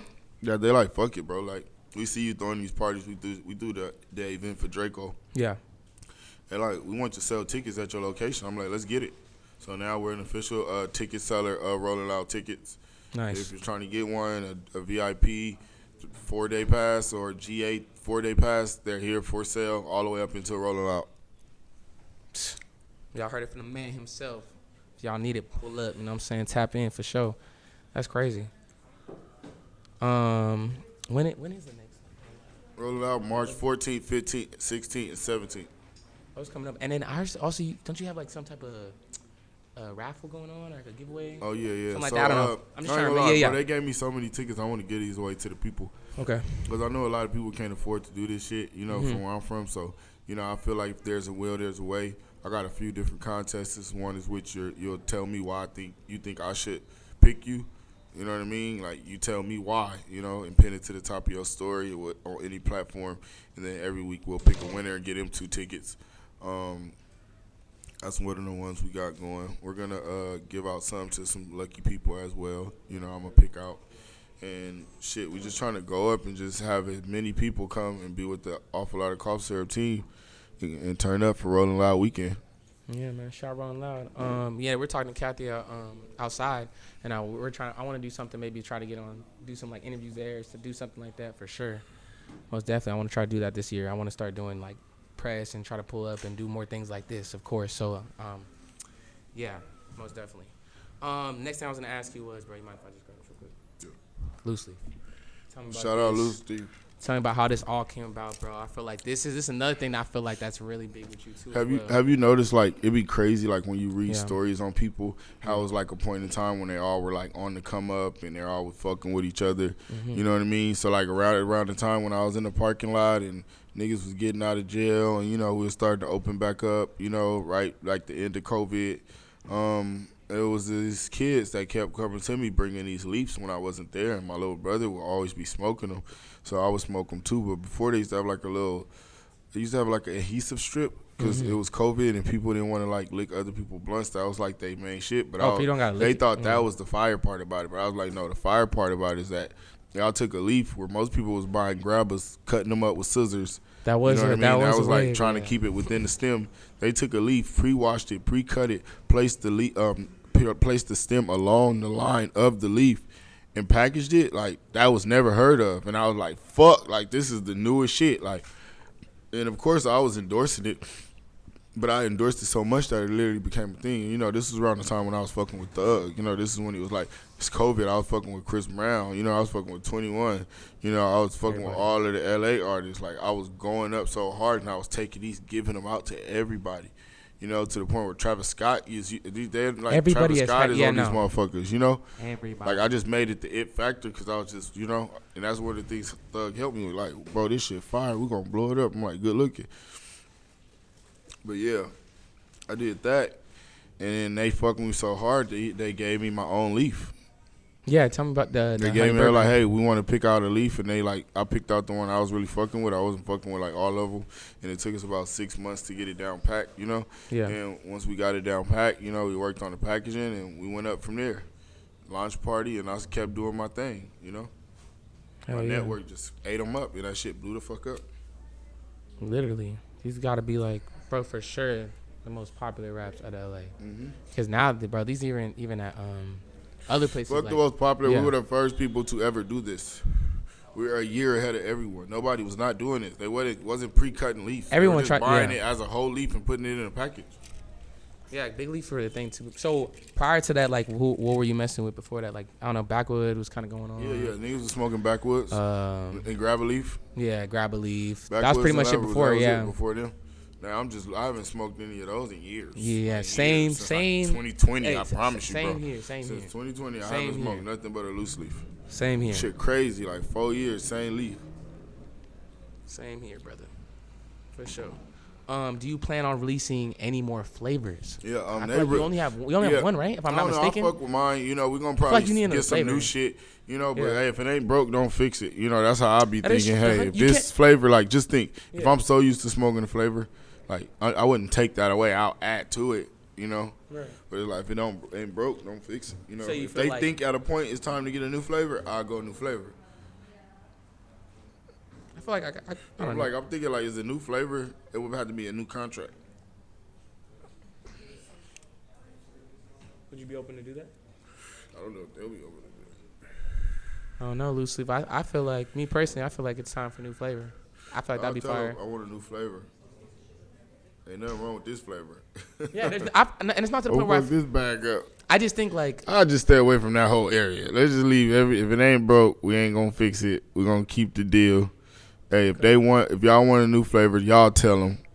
I ain't tripping. I love my flavor. Okay. But we might can throw another flavor or something else. Nah, but we got like a crush out. We think that we might do a paper. Okay.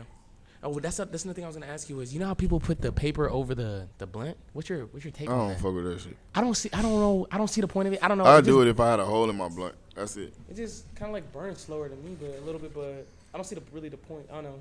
Do you? Not at all. Oh, yeah. I don't really fuck with that. No, I don't really fuck with that. Okay. I don't know. Usually my guess is, of course, like, how often would you say you smoke? I don't know. Like, during the week, I don't smoke that much until nighttime. But like Saturdays and Sundays, probably like all day. If I'm not in church, I'm just smoking probably. Okay. I got a couple more questions for you. I want to talk about some, like, cool shit. So I want to talk about cars. Love cars. Tell me about that. The first thing, what was your first car? First You've been in so many different cars. Chevy Beretta, 2-door. Shit was pretty fire. Wrecked it in like a month. Drove into the back of a nigga. He stopped. I kept going. How old were you when you got your first car? 16. Okay. What is your favorite car of all time? God, I know that's gonna be hard. All right, just what are your top 3? Let's just do that, cause it's kind of hard. I don't know. It's kind of Of because all time? I know you've been in so many cars and have so many cars. So I know I that's don't gonna. know, like, I think one of the Fire's cars, I've been in probably that, like, Maybach G-Wagon. That shit is, like, one of them. I've been in a tank before. That shit goes up there, like a drivable tank, though, like one of them Rhinos or something. Yeah. That shit was probably, like, one of the Fire's cars. Okay. And then probably, like, a Rolls Royce. Rolls Royce makes some fire. I know you got a Rolls cars. Royce. Well, realistic, Rolls Royce, Ferrari, and Hellcats, bro. Those 3 are some of the funnest Fire's cars. Cadillac V is cool, but I wouldn't pick that over a Hellcat Durango. I wouldn't pick a V over a Durango. Like, it's like, you know, I wouldn't. But if I got a Durango, I still would get the V. But if it was one or the other, I'll go Durango. I wouldn't go V. It is bigger though. But You still would go, yeah, okay. I'll still go Durango. And it's kind of like, I don't know how to ask you this, but do you have a dream car? I don't know how to, that's car that you hard never because got. I don't know how to explain. You have so many like cool cars. I don't know, like a car that I probably haven't get. I probably would know. never be able to get. Probably like one of them Cohen Segs. What are those? It's like this crazy ass, like, I don't know. It's called a Cohen Seg. That bitch like unlift itself. It's just carbon fiber, like V12, some crazy shit. Like, I like that. If somebody told me to pick one car, I would pick like a Cohen Seg. Okay. You know what I mean? Maybe a Bugatti with like 1 or 2 of those. Like, they told me to pick any car, bro. Okay. What is the fastest car you've ever driven? I don't know. I think like the Aventador SVJ is the fastest car I've driven. But I feel like I've driven faster in my Hellcat Durango than I was in the Aventador. But the Aventador probably goes faster than the Durango. That's that. But in the Durango, I hit close to 200, like 189 or something like that, 187. Like, you know what I mean? Like, I was going crazy in the Durango. Like, launch mode, stop on the freeway, and just hit it. Like, going crazy. It's only right. You got a car like that. I mean, it's just such a fast car. Yes, sir. Okay. Last thing I'm gonna talk to you about, Dubb. Jewelry. I see you obviously shining right now, looking good, brother. What is the first piece of jewelry that like you kind of really got into? How would you say? I feel like you've had so many books. My first one, I think, was I've been having jewelry, like little gold chains and shit from the swap meet and shit. But like, my first big one was like this 2-tone rose gold watch. Pump got me from Eliante. That shit was crazy, bro. Oh, you fuck with Eliante? Yeah, I got like 1, 2, 3 pieces from Eliante. Shout out Eliante. Yeah, but yeah, that shit was like crazy. And then, but yeah, I always been like, even as a baby, my mom used to have like little gold bracelets and shit like that, Rolex chains and shit. Oh, so okay? Yeah, I've been like jewelry. So you been known, okay, Yeah. for sure. Just not this type of jewelry. It was just like the gold shit from the swap meet, not like the diamond out shit, you know. Right. So as time goes along, you got more into it. And, Yeah. I want to say, who are some of your favorite jewelers off the top of the head? My favorite jewelers, I let think, that is drink, please. Eliante, Alex Moses, my boy Dumani, Aviani for sure. Aviani go crazy, like the whole staff. Dylan. I don't know, like I fuck with all them. Okay, Romney go crazy too. All right. Let's see. The next question I have is,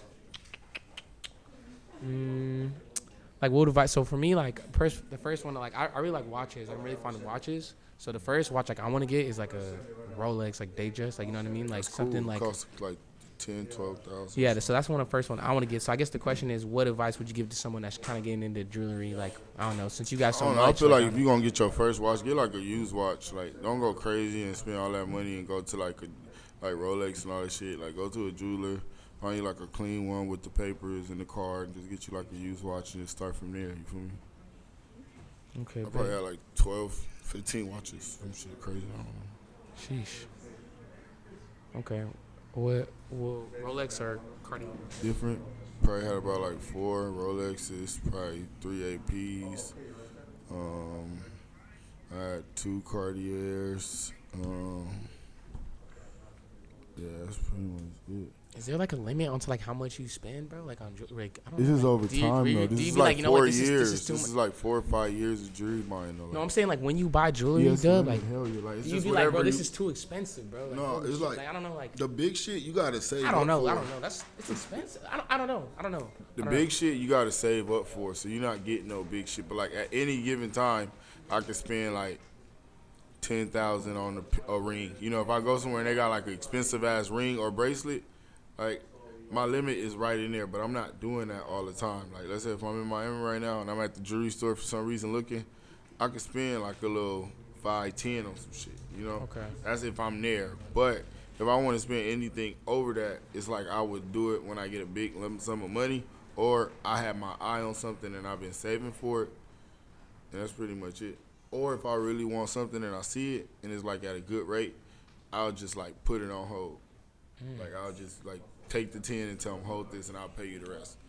But like I don't know, I don't spend a lot on jewelry no more. Like, probably like the most I spend on some jewelry right now is like watches we can probably go to like 50, 60. But it got for 50, anything from 50, 60 on down, it really gotta hold that value. So I'm not spending $60,000 on a $60,000 watch.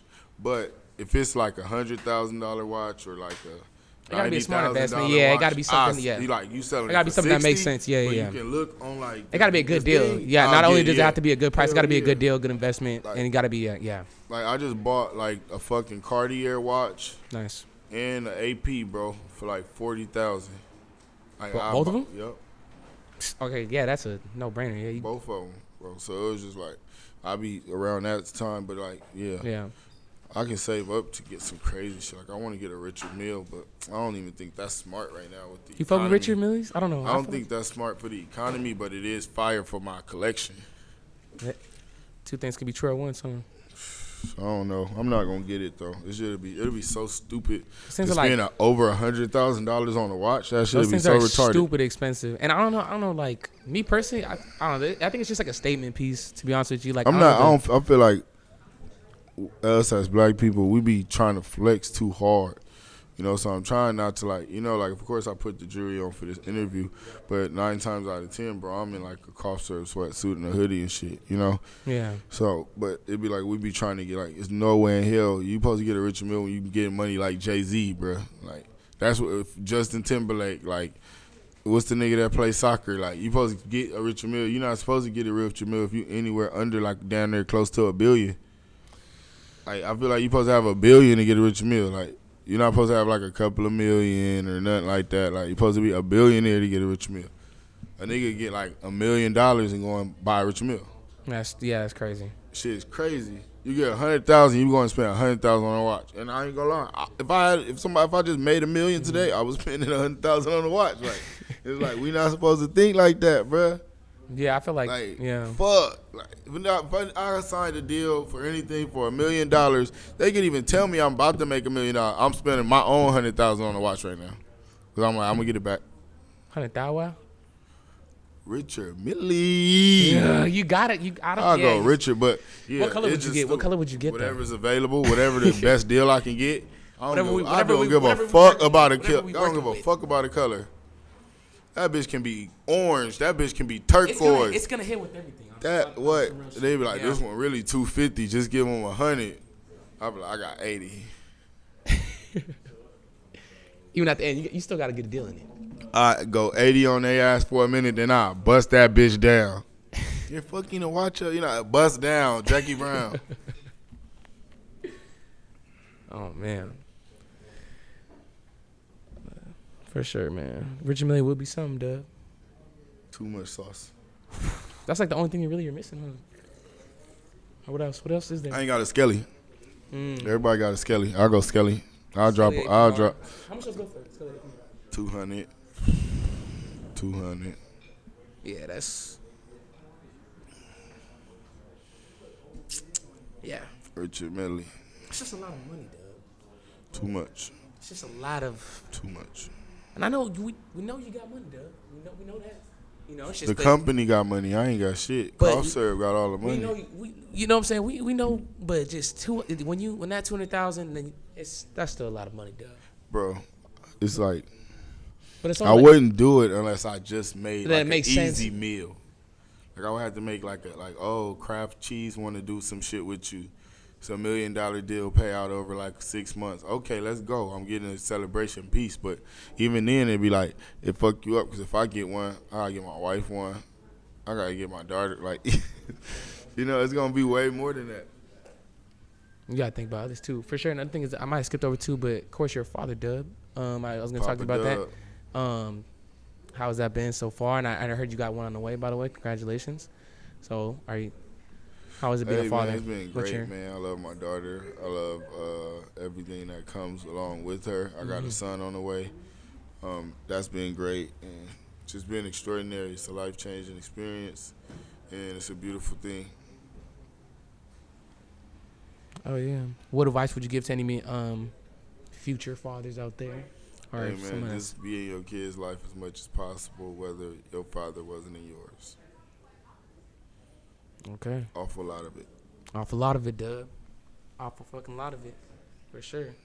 Okay, last question of the day. I want to say before, because we talked about BMF real quick. Bro, you and Meech. It's my boy.